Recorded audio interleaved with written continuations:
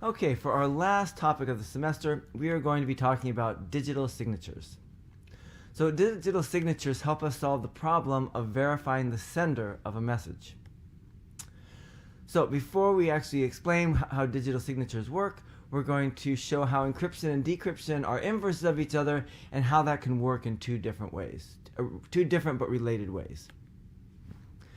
Then we're going to use those properties to help us develop the digital signatures, and we're going to use public key cryptography for that.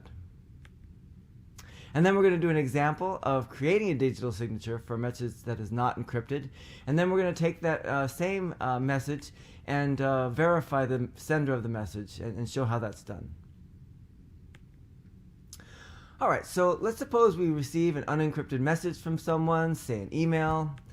And what we might want to do is we want to be able to verify from whom the message is from.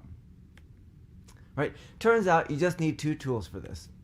You need the sender to have a public cryptography key, so that just guarantees that everyone knows how to encrypt messages to that sender.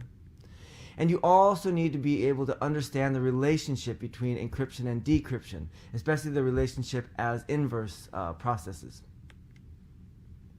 So what is the relationship between encryption and decryption? Well, we've seen this before. In fact, this picture was in one of the first videos that you watched. When you encrypt a message, of course, you get ciphertext. And then if you get that ciphertext and go through the decryption process, that gets you right back to the original message. So the picture looks like this. You start with a message, you do encryption to get ciphertext, and then you do decryption on ciphertext to get back to the message. Now, if you look at this process, it can be looked at in the other direction, in reverse. If you start with ciphertext and first do the decryption process, that gives you a message. And then if you do the encryption process on that message, it takes you right back to ciphertext. Now, usually we wouldn't want to do this because who wants to get back to the ciphertext? We usually want to read the message. But what happens if we try to decrypt our message? In other words, do the decryption process on our original message, our original plain text message? Well, we're going to do some kind of decryption and get, well, something. I don't want to say it's ciphertext because we're not exactly encrypting it. Because, I'll just call it mumbo jumbo. But then if you do the encryption process on that mumbo jumbo, it'll take you right back to the message.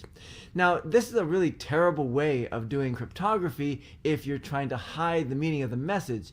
Once you do the decryption process on that mumbo jumbo, anyone can use your public key to get back to your original message. However, it is very useful for other things. So the question, who cares? Well, remember, anyone can encrypt the mumbo jumbo to get the original message. However, here the secret is only you or the person who has your decryption key can actually get from your message to the mumbo jumbo. So you're the only one who can apply the decryption process to your message. Or at least you need somebody who has the right decryption key.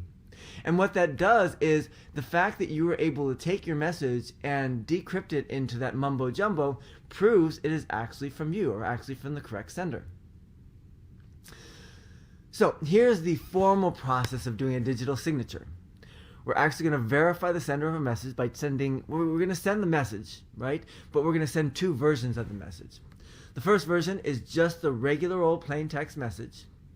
And the second version is the decrypted version of the message. And what I mean by that is you take your message and you apply the decryption process to the original message.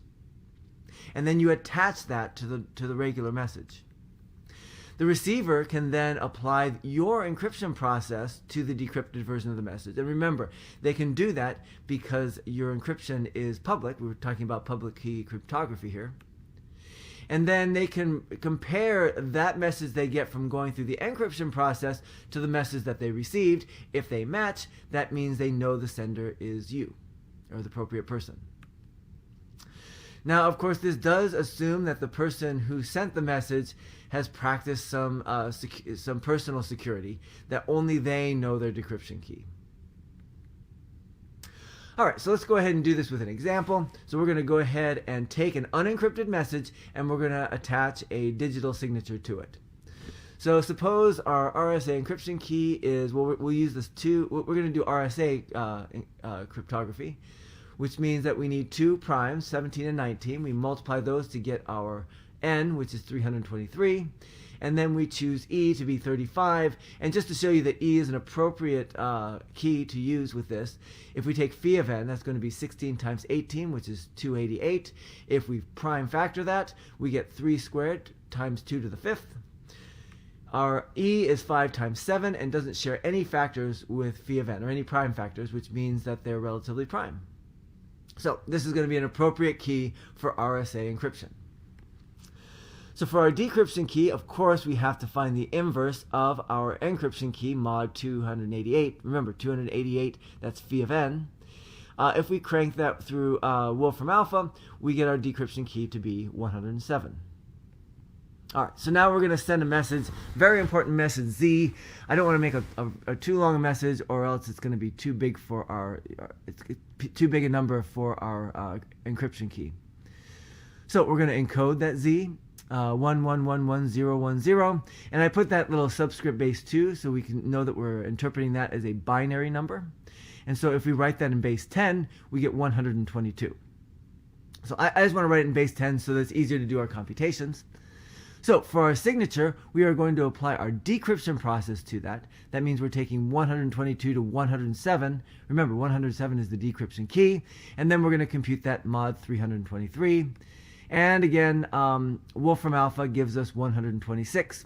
And so when we send the message, Z, in a numerical form, we're going to send it as a pair. 122 is the message, 126 is the signature. All right. So now suppose, and of course, if we want to put that in binary, we can. So 11111010, that's our message. 111110, that's 126 in binary. All right, so suppose our friend receives our message, right? Receives our message 122, and the 126 is our signature, and they want to make sure it's from us. So what they will do is they will look for our public key, which of course, you know, I had on the last slide. N is 323, E is 35. Now they are going to encrypt the signature to see if it matches the message. So if we take 126 to the 35th power, the 35 is our encryption key, and then compute that mod 323, Wolfram Alpha to our rescue again, not surprisingly, we end up with 122, which matches our message exactly, right? Our message was 122, and that means our identity is confirmed. So now that you've seen this digital signature process, you can go ahead and work on the activities on the PDF file included with this video.